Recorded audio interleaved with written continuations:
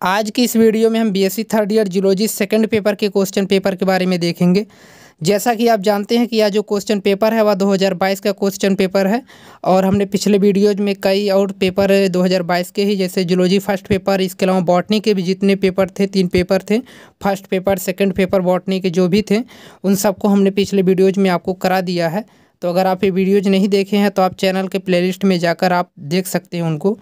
तो आज की इस वीडियो में हम जिस पेपर के बारे में बात करेंगे वह जियोलॉजी सेकंड पेपर है और बीएससी थर्ड ईयर का जो जियोलॉजी सेकंड पेपर है उसका नाम जो है biotechnology, immunology, biological tools and technique and biostatistic है। अगर हम जियोलॉजी सेकंड पेपर के पेपर पैटर्न की बात करें तो आप जानते भी होंगे, हमने पिछले वीडियो में जैसे जियोलॉजी के जो पेपर थे उसमें भी हमने आपको पेपर पैटर्न के बारे में बताया था।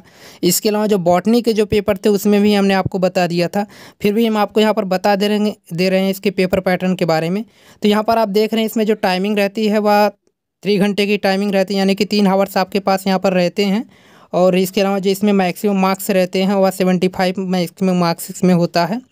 कुल मिलाकर ये जो बीएससी थर्ड ईयर का जो चाहे वह जियोलॉजी का पेपर हो गया चाहे वो बॉटनी का पेपर हो गया, सब में सेक्शन वाइज क्वेश्चन रहते हैं और कुल मिलाकर 3 सेक्शन रहते हैं। तो उसी तरीके से यहाँ पर जो जियोलॉजी सेकंड पेपर है यहाँ पर भी 3 सेक्शन आपको देखने को मिलेगा। सेक्शन ए में जितने भी क्वेश्चन पूछे जाएंगे वो वेरी शॉर्ट आंसर टाइप के क्वेश्चन पूछे जाएंगे। इसके अलावा जो आपका सेक्शन बी होगा, सेक्शन बी में आपसे शॉर्ट आंसर टाइप के क्वेश्चन पूछे जाएंगे और वहीं पर आपका जो सेक्शन सी होगा वहाँ पर लॉन्ग आंसर टाइप के क्वेश्चन पूछे जाएंगे। और जो लॉन्ग आंसर टाइप के क्वेश्चन जितने भी रहेंगे उनमें से सिर्फ आपको 2 ही क्वेश्चन को अटेम्प्ट करना पड़ेगा और जो प्रत्येक क्वेश्चन होगा उसे 500 वर्ड्स में एक्सप्लेन करना पड़ेगा। तो ये हुआ शॉर्ट में आपका जो सेक्शन ए, सेक्शन बी और सेक्शन सी जो एक क्वेश्चन का पेपर पैटर्न है इसके बारे में। तो चलिए हम यहाँ पर जब सबसे पहले देखते हैं सेक्शन ए। सेक्शन ए में आप देख रहे हैं यहाँ पर लिखा गया very short answer type question, यानी कि जितने भी क्वेश्चन रहेंगे बहुत वेरी शॉर्ट आंसर टाइप में आपको यहाँ पर एक्सप्लेन करना रहेगा। इसके अलावा नोट में आप देख रहे हैं यहाँ पर लिखा गया अटेम्प्ट ऑल क्वेश्चन, सभी क्वेश्चन को अटेम्प्ट करना है। हम आपको यहाँ पर बता दें कि जो सेक्शन ए है और जो सेक्शन बी है यहाँ पर जितने भी क्वेश्चन रहेंगे सबको आपको अटेम्प्ट करना पड़ेगा। लेकिन जो सेक्शन ए है यहाँ पर आपका सेक्शन ए में आपको सिर्फ 50 वर्ड्स में चीज़ों को एक्सप्लेन करना पड़ेगा। और यहाँ पर आप देख भी रहे हैं कि यहाँ पर जो है वह 1:5 का रेशियो यहाँ पर रहेगा, यानी कि प्रत्येक क्वेश्चन जो रहेंगे वह 1.5 मार्क्स के रहेंगे। और यहाँ पर 10 क्वेश्चन सेक्शन ए के अंतर्गत आपसे पूछा जाएगा। इस पैटर्न के हिसाब से यहाँ पर सेक्शन ए में आपके 15 मार्क्स यहाँ से कंप्लीट होंगे। तो अगर हम सेक्शन ए के अंदर क्वेश्चन की बात करें तो यहाँ पर क्वेश्चन जो पहला यहाँ पर क्वेश्चन दिया गया है, पहला क्वेश्चन यहाँ पर बेयर्स-लिम्बर्ट लॉ है, यानी कि बेयर्स-लिम्बर्ट के नियम क्या है इसके बारे में आपको यहाँ पर एक्सप्लेन करना है। इसके अलावा यहाँ पर जो दूसरा क्वेश्चन है डीएनए फिंगरप्रिंटिंग। डीएनए फिंगरप्रिंटिंग क्या होता है आप जानते भी होंगे कि जो डीएनए फिंगरप्रिंटिंग है उसमें पेरेंटल मतलब जो पेरेंटल संबंध रहता है उसके बारे में जानकारी प्राप्त की जाती है। इसके अलावा जो क्रिमिनल केसेज होते हैं वहाँ पर भी फॉरेंसिक टीम इन सब चीज़ों के बारे में अपना देखती है। तो इस सब के बारे में आपको यहाँ पर एक्सप्लेन करना है। अगला जो यहाँ पर है वह कॉजमिड है। कॉजमिड क्या होता है इसके बारे में यहाँ पर आपको एक्सप्लेन करना है। इसके अलावा यहाँ पर जो चौथा क्वेश्चन दिया गया हुआ जीन बैंक है। जीन बैंक क्या होता है? जीन बैंक आप जानते भी होंगे, यहाँ पर चीज़ों को कलेक्ट करके रखा जाए, जीन वगैरह को यहाँ पर कलेक्ट कर रखते हैं। तो इसके बारे में आपको यहाँ पर सिर्फ 50 वर्ड से यहाँ पर आप इसे एक्सप्लेन कर देंगे। इसके अलावा इंटरफेरान क्या होते हैं, इंटरफेरान के बारे में यहाँ पर आपको 50 वर्ड्स में एक्सप्लेन करना है। और भी क्वेश्चन जैसे यहाँ पर वेरिएंस क्या होते हैं, यहाँ पर बायोस्टैटिक्स यहाँ पर क्वेश्चन जैसे है तो वेरिएंस क्या होते हैं इनके बारे में आपको एक्सप्लेन करना है। अगले क्वेश्चन की तरफ देखते हैं तो यहाँ पर क्लोनल सिलेक्शन थ्योरी क्या है इसके बारे में आपको एक्सप्लेन करना है। इसके अलावा इसमें जो अगला है वह relationship between mean, median and mode, यानी कि बायोस्टैटिक्स के अंदर आप जानते भी होंगे इन सब टॉपिक्स के बारे में, जो मीन क्या होते हैं, मीडियन क्या होते हैं, मोड क्या होते हैं, इन सब के बारे में आपको यहाँ पर एक्सप्लेन करना है। इन चीज़ों में एक हिसाब से आप इसको डिफ्रेंशिएट भी कर सकते हैं एक दूसरे से। इसके अलावा ओगिव क्या होता है? ओगिव को कॉमनली हम लोग कम्युलेटिव फ्रिक्वेंसी के नाम से भी जानते हैं। कॉमनली आप समझिए कि ये सब बायोस्टैटिक्स से क्वेश्चन है। इसके अलावा ल्यूकेमिया क्या होता है इसके ऊपर भी आपको शॉर्ट नोटिस में यहाँ पर लिखना है। तो यहाँ से आपका जो सेक्शन ए है ये कंप्लीट हो जाता है। यहाँ से 10 क्वेश्चन इसके कंप्लीट हो जाते हैं और 10 क्वेश्चन के आपके यहाँ से 15 मार्क्स जो है वो कंप्लीट हो जाते हैं। इसके बाद जो आपका अगला सेक्शन है वह सेक्शन बी है। तो सेक्शन बी में आप जानते हैं यहाँ पर शॉर्ट आंसर टाइप के क्वेश्चन पूछे जाते हैं। हमने आपको पहले ही बता दिया था कि यहाँ पर जो सेक्शन बी रहता है वहाँ पर शॉर्ट आंसर टाइप के क्वेश्चन पूछे जाते हैं, और जो शॉर्ट आंसर टाइप के क्वेश्चन रहते हैं वहाँ पर जो प्रत्येक क्वेश्चन रहता है वहाँ पर आपको प्रत्येक क्वेश्चन को 200 वर्ड्स में एक्सप्लेन करना रहता है। तो यहाँ पर नोट में आपको लिखा गया अटेम्प्ट ऑल क्वेश्चन, सभी क्वेश्चन को आपको यहाँ पर अटेम्प्ट करना है, और जो प्रत्येक क्वेश्चन है उसको 200 वर्डों में आपको एक्सप्लेन करना है।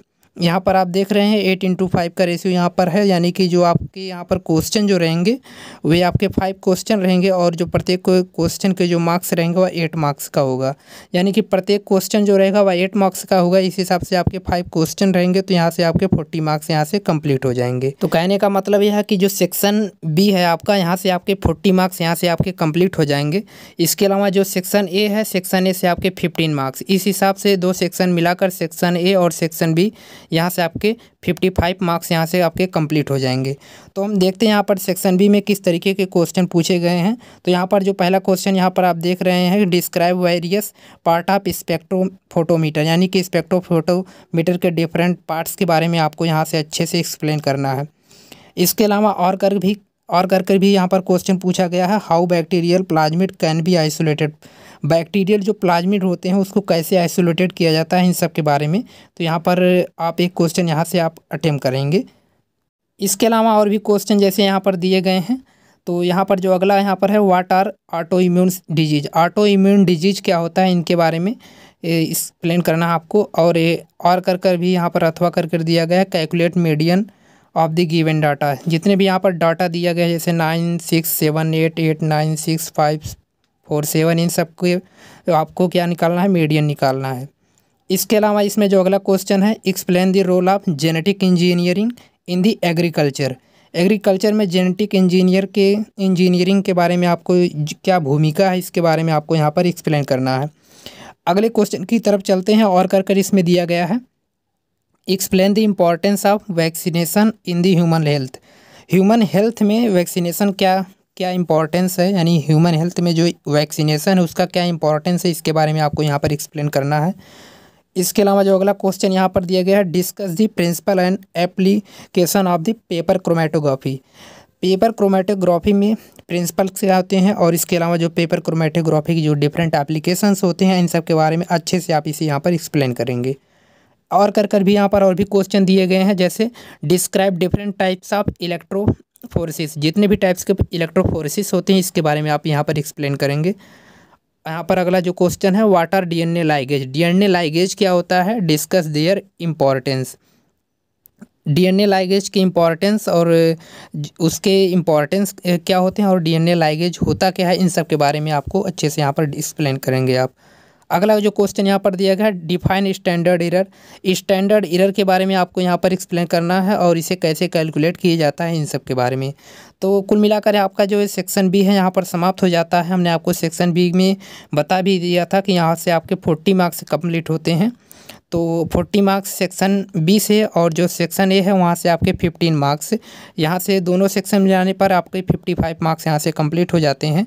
इसके बाद जो अगला सेक्शन है वह सेक्शन सी है। सेक्शन सी में हमने आपको पहले ही बता दिया है कि जो सेक्शन सी है यहाँ से आपको लॉन्ग आंसर टाइप के क्वेश्चन पूछे जाते हैं, और जो यहाँ पर आपको करना क्या रहता है, यहाँ पर सिर्फ आपको 2 ही क्वेश्चन को अटेम्प्ट करना रहता है, और जितने भी क्वेश्चन आप अटेम्प्ट करेंगे, यानी कि 2 क्वेश्चन आप इसमें से अटेम्प्ट करेंगे, और जो प्रत्येक क्वेश्चन रहेगा कम से कम उसे आप 500 वर्ड्स में आप उसे अच्छे से एक्सप्लेन करेंगे। अगर फिगर दिया, फिगर भी आप अच्छे से ड्रॉ करेंगे वहाँ पे। तो अगर आप फिगर वगैरह अच्छे से ड्रॉ करेंगे तो यहाँ से आपके जो 2 क्वेश्चन पूछे जाएंगे, और जो आपको यहाँ जो सेक्शन सी रहता है यहाँ पर प्रत्येक जो क्वेश्चन रहता है वह 10 मार्क्स का होता है। इस हिसाब से आपके यहाँ से 20 मार्क्स यहाँ से कंप्लीट हो जाते हैं, और कुल मिलाकर सेक्शन ए, बी और सी, यानी कि तीनों सेक्शन मिलाने के बाद यहाँ से आपके 75 मार्क्स जो रहते हैं वो पूरे कंप्लीट हो जाते हैं। तो चलिए देखते हैं सेक्शन सी में यहाँ पर जो क्वेश्चन दिया गया है, describe the principle in instrumentation and use of electron microscope, electron microscope के डिफरेंट, यानी कि उसका प्रिंसिपल क्या है और इन इंस्ट्रूमेंट्स में उसका क्या यूज वगैरह, इन सब के बारे में अच्छे से आपको यहाँ पर एक्सप्लेन करना है। इसके अलावा जो अगला क्वेश्चन यहाँ पर दिया गया है, डिफाइन इनेट एंड एक्वायर्ड इम्यूनिटी, यानी कि जो एक्वायर्ड और इनेट इम्यूनिटी की होती, इम्यूनिटी क्या होती है आप जानते हैं कि जो हमारी बॉडी होती है एक हिसाब से अपने अंदर इम्यूनिटी को डेवलप करती है, यानी कि जो फॉरेन एंटीजन एंट्री करते हैं तो उनको अच्छी तरीके से वो फाइट कर सके। इन तरीके का कॉन्सेप्ट आपको एक्वायर्ड और इनेट इम्यूनिटी क्या होती है इन सब के बारे में अच्छे से एक्सप्लेन करना है। आप जानते भी होंगे कुछ ऐसी इम्यूनिटी की ज़रूरत रहती है जो हमें बाहर से लेनी पड़ती है और कुछ इम्यूनिटी हमारे बॉडी के अंदर रहती है। तो इसी तरीके का यहाँ पर एक्वायर्ड और इनेट का मतलब यहाँ पर यही है। इसके अलावा यहाँ पर क्वेश्चन में जैसे discuss the macrophages play significant role on the defence system of the body में जो डिफेंस सिस्टम रहते हैं इन सब के बारे में माइक्रोफोजेज का रूल्स क्या रहते हैं, इसमें फिगर वगैरह भी हैं, तो इसे आप अच्छे से एक्सप्लेन करेंगे।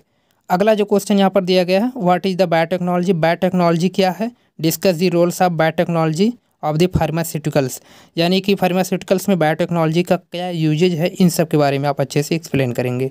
अगले क्वेश्चन की तरफ चलते हैं। यहाँ पर अगला क्वेश्चन दिया गया, व्हाट इज़ कोरिलेशन, कोरिलेशन क्या है, discuss the different types of correlation with example. आप जानते हैं यह बायोस्टैटिक्स का क्वेश्चन है, तो इसे आप अच्छे से यहाँ पर एक्सप्लेन करेंगे कोरिलेशन क्या होता है और इसके एग्जांपल क्या है।